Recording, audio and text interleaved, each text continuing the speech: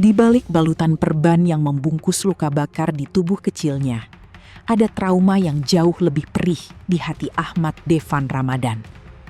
Bocah berusia 13 tahun asal Lombok Tengah ini berangkat ke pondok pesantren untuk mengejar mimpi menuntut ilmu. Namun, bukan kitab suci yang menemaninya hari ini, melainkan ingatan mengerikan dari tragedi dugaan perundungan sadis yang nyaris merenggut nyawanya dalam kobaran api. Ia merupakan korban kedua dari tragedi dugaan bullying berujung pembakaran di salah satu pondok pesantren. Saat ditemui, bocah yang berasal dari Dusun Sintung, Desa Karangsidemen, Kecamatan Barukliang Utara ini memendam trauma mendalam atas tragedi pada November 2025 tersebut. Bagaimana kesaksian dari korban kedua tersebut? Dan bagaimana kronologi dari versi korban kedua? Kita simak di Tribun Lombok.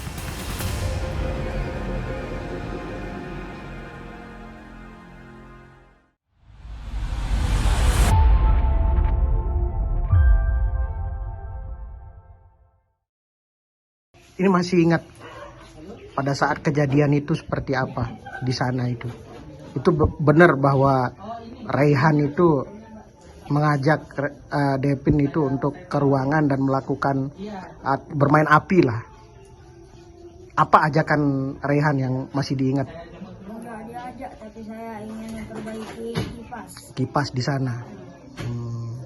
Ini Devin juga sempat dibully sama Raihan dengan cara ditelanjangi. Itu berapa kali merasakan kasus bullying yang dilakukan oleh Raihan itu, Devin? Satu kali ya. Cuman Raihan yang sering bully Devin? Enggak. Siapa lagi? Anaknya ketua Ponpes, Siapa namanya? Yusuf. Bagaimana caranya Devin dibully oleh si Yusuf itu? Dijaga. Dipukul gitu ya.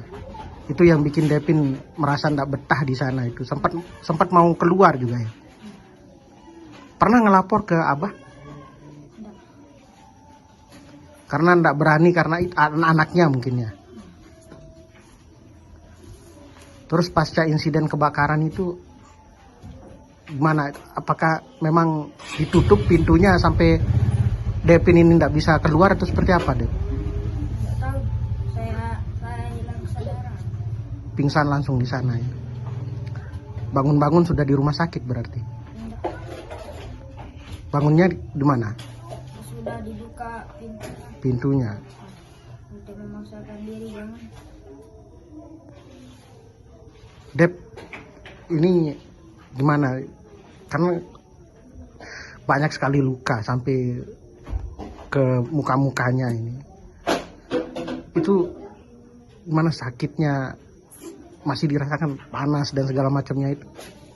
Masih, tapi sedikit kalau sekarang. Sekarang beberapa bulan yang sampai tidak tertahankan saking sakitnya itu, Dev? Kalau saya nggak pernah merasa panas, tapi dingin. Dev ini udah berbulan-bulan ya. Terus ada rasa kesal nggak sama si pelaku ini, Dev? Karena sering dibully itu sampai kemudian dibakar gitu ya. Apa yang Dev mau sampaikan sama yang mungkin masih dipendam perasaannya, dikeluarkan mungkin?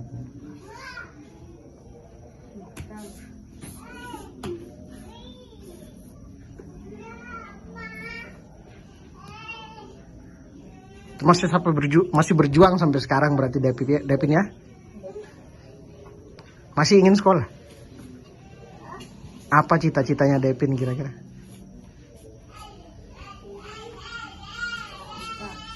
Ustadz. Masih jadi ustadz ya? Masih ingin mondok berarti? Lanjut pondoknya ya? Ini anaknya Devin itu ya, yang salah satu di antara korban dugaan bullying di lingkungan pondok pesantren di Mantang. Iya.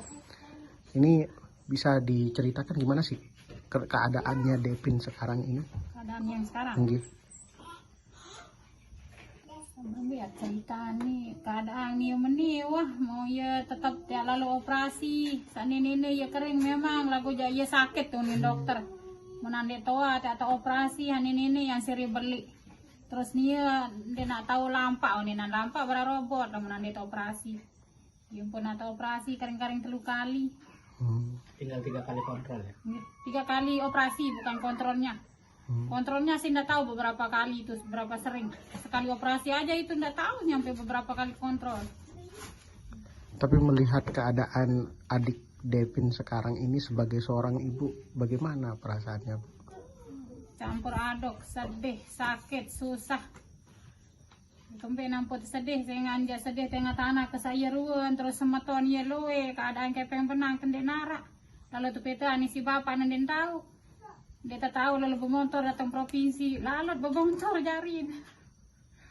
Det bani leto lalu sambil det bani besik gawat. Kita anak ke saya ruan. Ada dugaan bullying yang dilakukan juga di lingkungan pondok pesantren. Itu Ibu gimana tuh perasaannya mengetahui adiknya ini sempat diperlakukan tidak baik hingga terjadilah insiden pembakaran ini, Bu? Saya selalu marah itu makanya saya sering ke Pompes itu komplain sama tuan guru itu, tapi tuan guru itu ya enggak begitu nanggapin sudah. Ibu masih ingat kejadiannya itu seperti apa?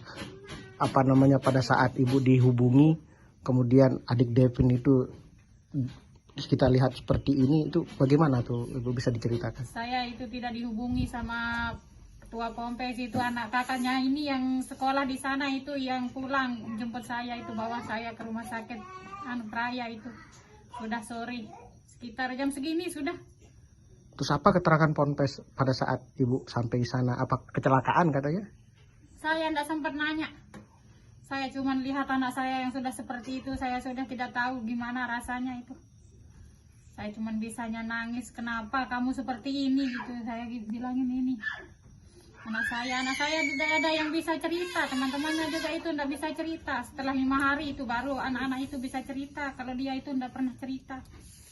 Yang cerita duluan itu almarhum Sobirin, terus Al itu yang bisa cerita, dia tidak pernah bisa cerita. Soalnya di rumah sakit dia yang paling parah kata dokter.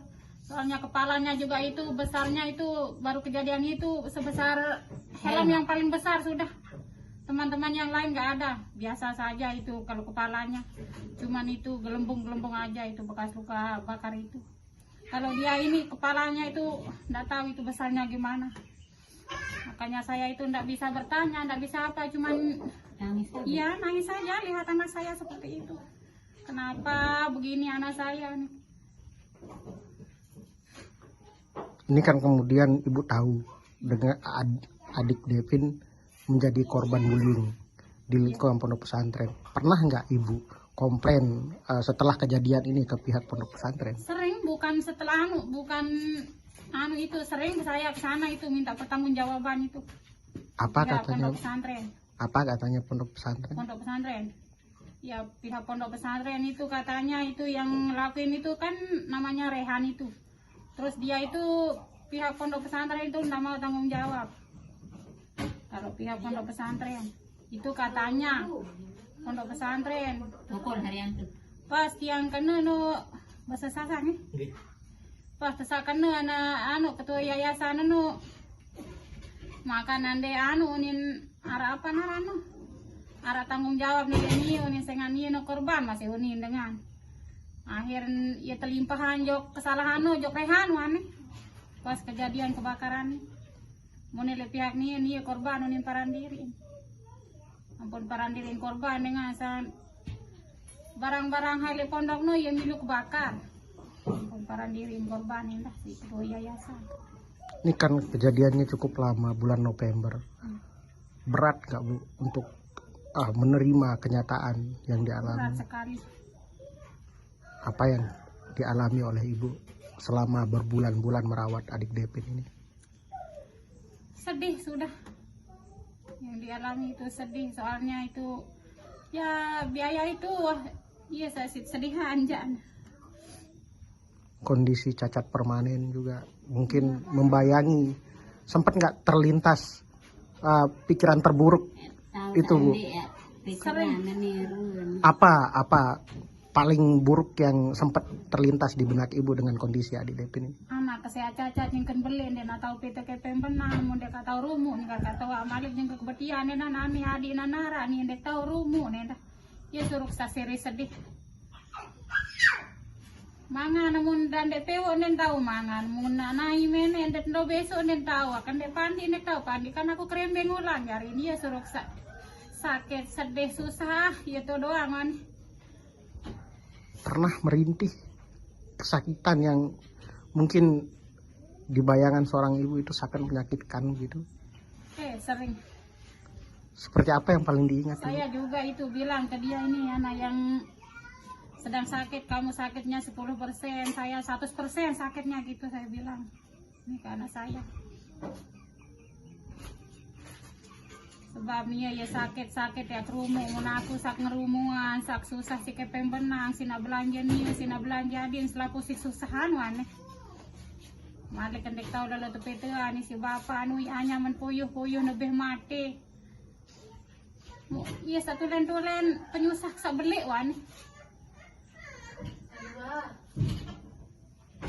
Ibu ini dengan apa namanya insiden ini ada rasa ingin menuntut nggak sama dengan Al kepada pihak pondok pesantren ini?